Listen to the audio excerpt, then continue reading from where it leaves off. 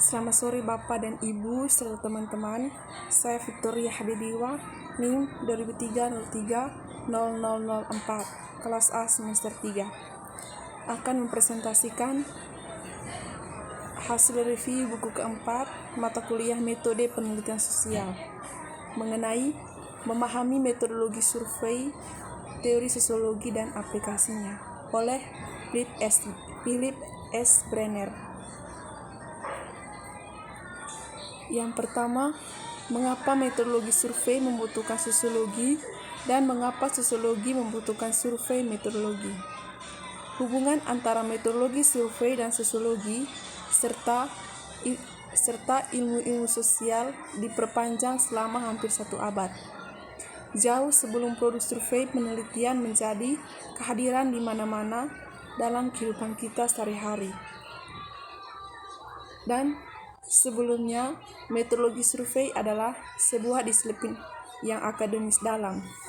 Survei pada generasi pertama oleh ahli metodologi memperoleh gelar doktor dalam disiplin akademis rumpun. Masuk juga dalam bidang psikologi, sosiologi, ilmu politik, dan statistik. Dari koneksi ini, hubungan antara sosiologi dan metodologi survei adalah adanya konsekuensial dan layak diskusi lebih lanjut. Sosiologi termasuk di antara akademisi pertama yang mengadopsi metodologi penelitian survei dan termasuk di antara gelombang pertama dalam ahli metodologi survei.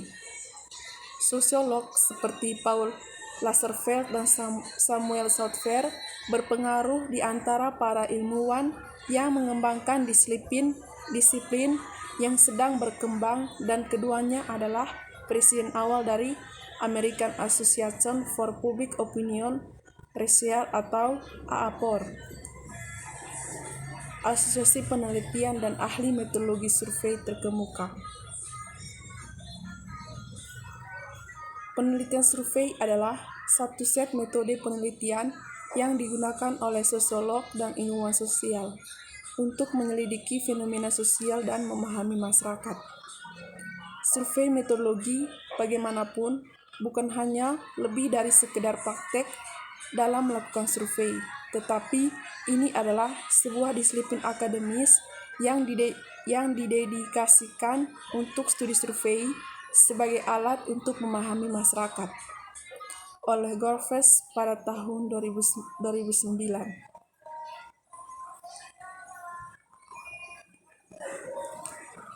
Menurut Hormaz Suppan, berargumen untuk pendekatan metodologi survei ini dalam karyanya merupakan panggilan untuk menyelidiki artefak survei, yang artinya sebuah kesalahan atau bias sistematis yang menarik survei memperkirakan searah dari nilai yang sebenarnya, yang biasanya disebabkan oleh karakteristik desain studi atau tindakan disengaja atau tidak disengaja wawancara atau responden. Suppan berpendapat bahwa artefak survei bukan hanya kesalahan yang harus dikoreksi, tetapi fenomena sosial dalam hak mereka sendiri yang menyediakan jendela ke dalam sifat dan perilaku manusia. Dan yang menjadi poin dasar yang akan ambil paling sederhana, yaitu artefak ada di pikiran yang melihatnya.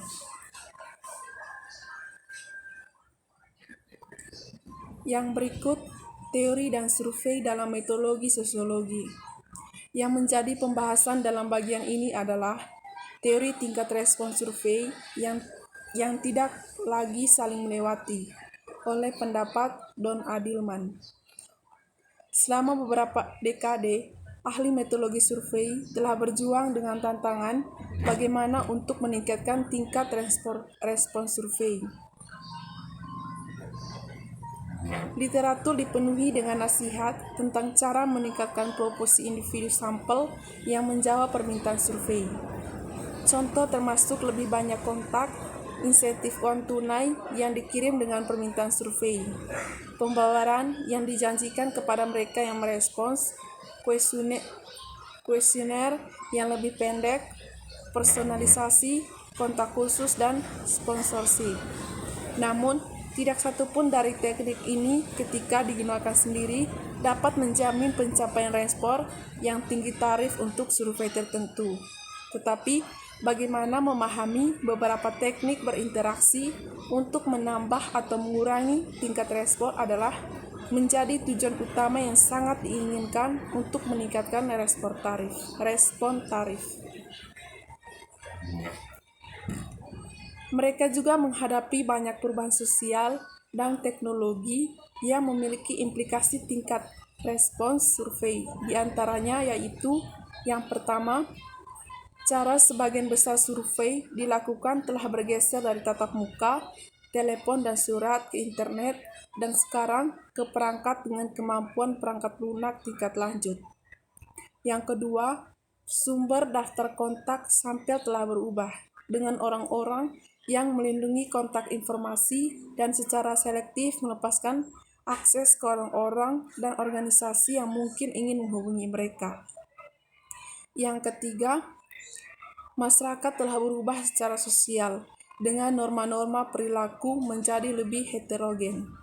Yang keempat, akses elektronik semakin dibutuhkan untuk memperoleh informasi dan layanan. Yang kelima, permintaan survei, terutama yang elektronik, lebih mungkin dilihat dengan ketakutan yang beralasan, mulai dari mengirimkan malware hingga memberikan data yang dikumpulkan secara gratis untuk yang lainnya. Dan yang keenam, risiko pencurian identitas menghasilkan ketakutan tambahan pada bagian dari potensi responden. Yang berikut mengenai apa itu teori. Menurut pandangan Darmin, teori adalah sebuah teori yang terdiri dari seperangkat asumsi yang saling berhubungan dan proporsi tentang mengapa sesuatu terjadi atau tidak terjadi. Yang menjadi fokusnya di sini adalah untuk mengidentifikasi dan menggunakan teori dan konstruksi yang berasal darinya untuk menjelaskan tingkat respon untuk populasi survei tertentu. Menggunakan beberapa mode kontak dan respon survei meningkatkan respon tarif. Sampai menjelang akhir abad ke-20, sebagian besar survei menggunakan satu cara pengumpulan data, biasanya dengan wawancara tatap muka, melalui surat, atau melalui telepon. Kurangnya dukungan teknologi informasi hingga akhir tahun 1990-an membuat sulit untuk mode campuran dan mengkoordinasikan pelaksanaannya. Pendapat Dillman pada tahun 2000. Selain itu, faktor ditemukan efektif untuk meningkatkan respon terhadap mode survei tertentu atau pelatihan antar permisa sering memiliki sedikit atau tidak ada referensinya dengan survei yang dilakukan oleh swakelola mode seperti surat atau internet.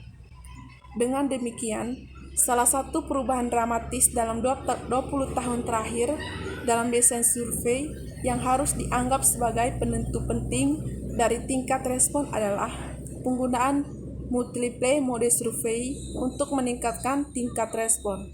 Penggunaan lebih dari satu mode juga didorong oleh keinginan untuk mengurangi biaya serta melawan tingkat respon yang menurun. Yang berikut mengenai teori persuasi. Pada tahun 2016, Cialdini menerbitkan buku yang berjudul Persuasi pada tahun 2016. Pekerjaan ini adalah diramalkan oleh kesimpulan yang diambil dari Groves et al. Pada tahun 1992, halaman 490.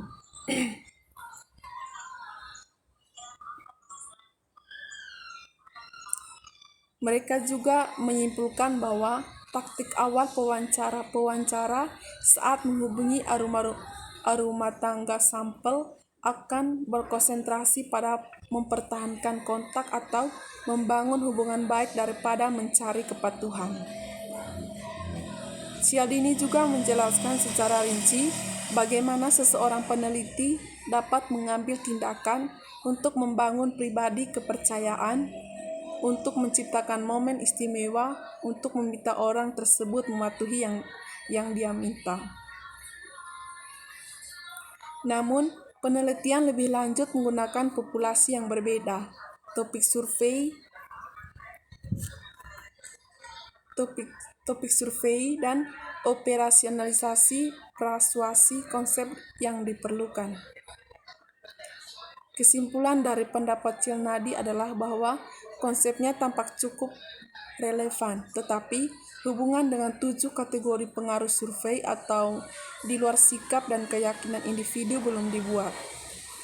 Kurangnya aplikasi untuk metode pengumpulkan data yang dikelola sendiri dan khususnya internet adalah terutama tentang komunikasi. Oke, baik. Sekian dari presentasi saya mengenai buku keempat. Terima kasih.